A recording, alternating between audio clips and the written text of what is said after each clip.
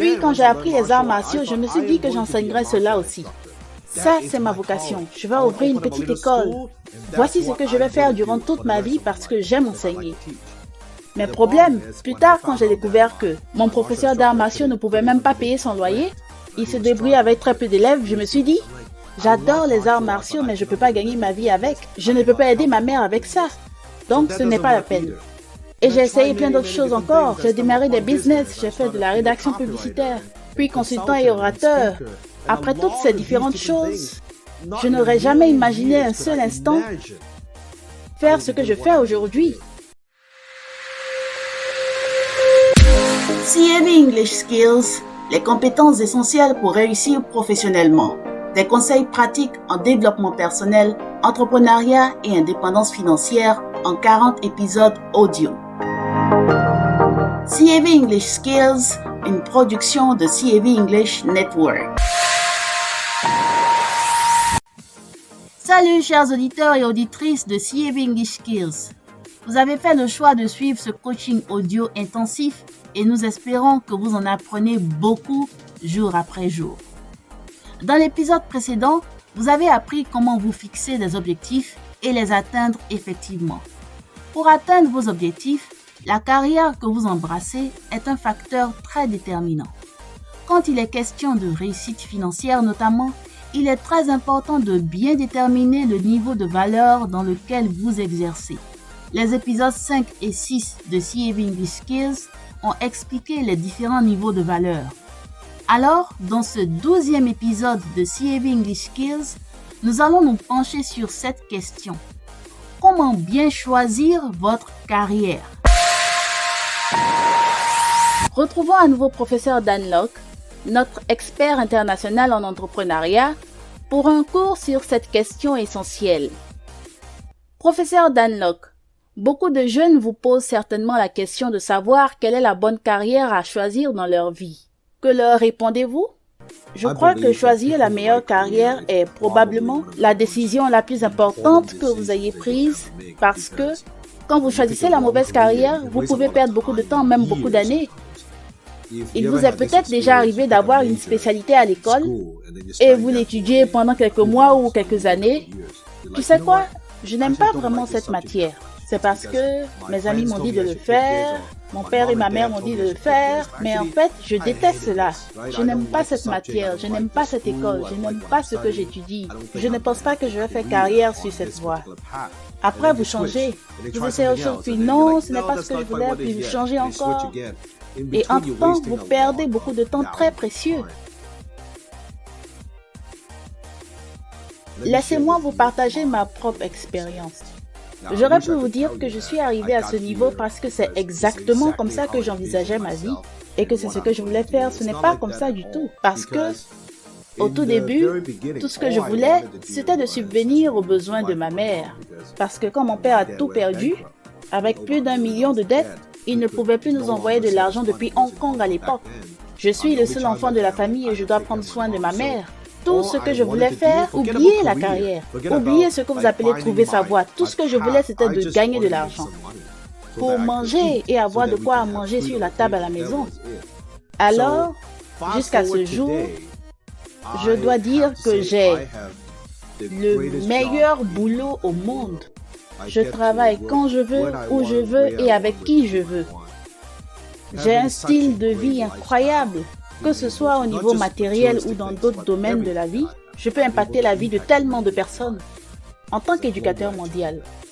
Mais au départ, ça n'a pas commencé ainsi. Dans ce cas, professeur, qu'est-ce qu'il faut prendre en compte pour faire un bon choix de carrière? Je crois que pour trouver la bonne carrière, premièrement, si vous êtes encore une jeune personne et que vous n'êtes pas sûr de savoir quelle est la carrière parfaite pour vous, alors vous n'avez pas encore essayé suffisamment de choses. En fait, c'est comme le sport. Comment connaissez-vous le sport dans lequel vous allez exceller si vous n'y avez pas suffisamment joué? Disons que vous avez joué uniquement au basketball toute votre vie. Vous vous dites après tout, peut-être que je suis un très bon basketteur, mais peut-être vous mesurez à peine 1,50 m. Et vous vous dites, tu sais quoi, c'est ce que je veux faire, voici ma carrière. Eh bien, essayez encore autre chose. Et la natation, et le football, et le ping-pong. Quand vous essayez beaucoup de choses, c'est un processus d'élimination. Et très vite, vous saurez, je crois que c'est pas fait pour moi. Par exemple, je suis un peintre horrible. Je ne vais jamais y faire carrière. En fait, quand j'étais jeune, mon père voulait que je devienne un juriste. Je me suis dit, ok, c'est décidé, je vais devenir un juriste. Et après avoir étudié un peu, je me suis dit, non, c'est pas fait pour moi. Je ne serai pas un juriste. Ça, c'était le choix de mon père. Et plus tard, je voulais devenir un sapeur-pompier. Et jusqu'à ce jour, j'aime les films sur les sapeurs-pompiers. Un oncle à moi est un très bon sapeur-pompier, vraiment un très bon. Il a été sapeur-pompier toute sa vie. J'aime beaucoup écouter les histoires qu'il me raconte sur son travail. Mais après, ce n'était pas aussi fait pour moi. Puis quand j'ai appris les arts martiaux, je me suis dit que j'enseignerais cela aussi. Ça, c'est ma vocation. Je vais ouvrir une petite école. Voici ce que je vais faire durant toute ma vie parce que j'aime enseigner. Mais problème, plus tard quand j'ai découvert que mon professeur d'arts martiaux ne pouvait même pas payer son loyer, il se débrouillait avec très peu d'élèves, je me suis dit, j'adore les arts martiaux mais je ne peux pas gagner ma vie avec. Je ne peux pas aider ma mère avec ça. Donc ce n'est pas la peine. Et j'ai essayé plein d'autres choses encore. J'ai démarré des business, j'ai fait de la rédaction publicitaire, puis consultant et orateur.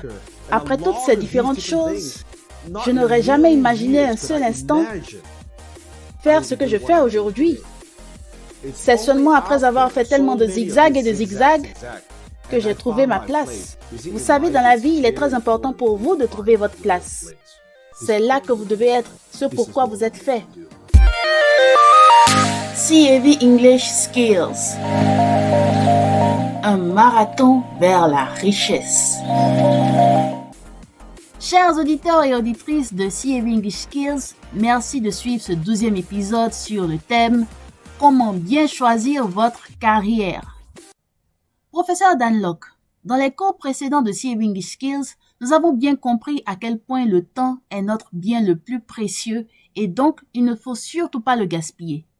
Mais, pour trouver sa carrière idéale, selon vos explications, la période d'apprentissage et de découverte n'est pas une perte de temps. C'est une période indispensable pour atteindre la maturité nécessaire et faire un choix de carrière définitif.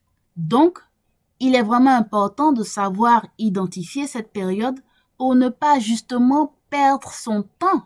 N'est-ce pas, professeur? Écoutez, je crois que nous passons par 3 stades dans la vie. Dans le premier stade, quand vous êtes encore jeune et que vous essayez d'explorer ou de vous découvrir vous-même, je crois que dans ce premier stade, vous devez dire beaucoup de oui. Parce que vous n'obtenez pas grand-chose dans la vie en disant non, vous obtenez plus en disant oui. Dites oui à cette nouvelle opportunité, oui à cette nouvelle rencontre, oui à cette nouvelle ville. Vous devez essayer beaucoup de choses différentes. J'ai démarré et j'ai échoué dans 13 entreprises, avant d'avoir mon premier succès. Parce que je disais oui à beaucoup de choses. La plupart n'a pas marché, c'est pas grave. Mais j'ai fini par découvrir ce que je ne voulais pas faire. Si vous ne savez pas ce que vous voulez faire, alors trouvez ce que vous ne voulez pas faire. Donc, dans le premier stade, vous devez dire oui. Dire oui à toutes sortes d'opportunités. Sachant que la plupart sera un échec. La plupart sera une perte de temps, mais vous en apprendrez beaucoup et c'est OK. Puis, vous évoluez vers quelquefois oui.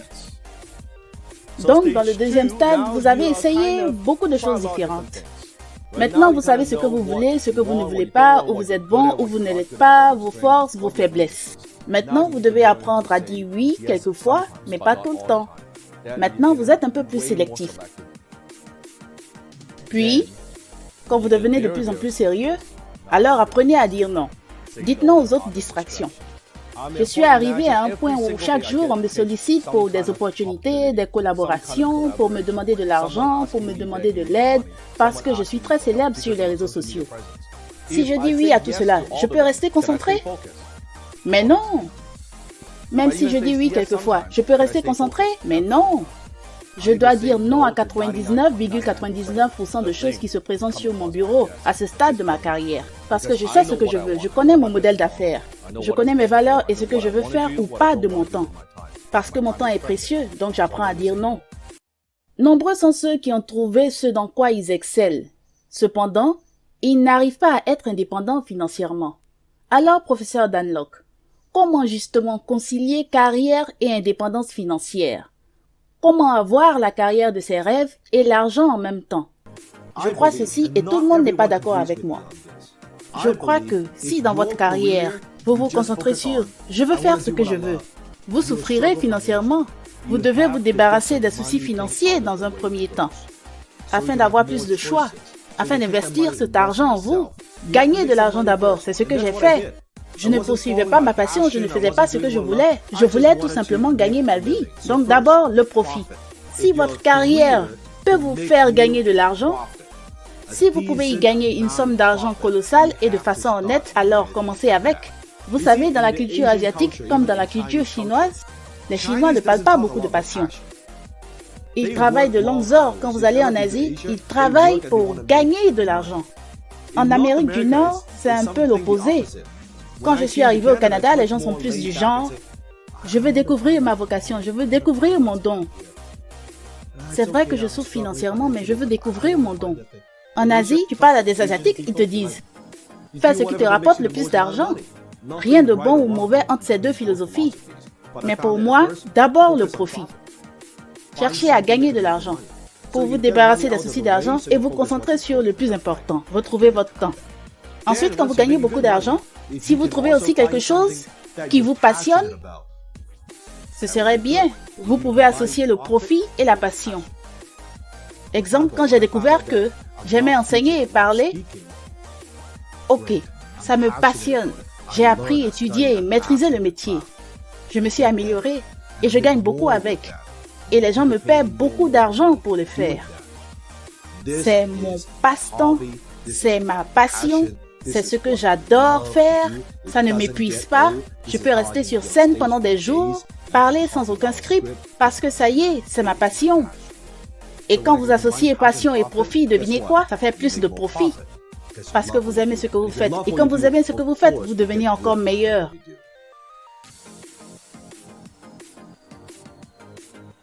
Et en fin de compte, quand j'ai atteint 30 ans, j'ai trouvé mon but. J'ai découvert ce que je voulais faire pour le reste de ma vie. Je voulais que les gens puissent dire « cet homme a changé ma vie ». Et c'est cela mon but.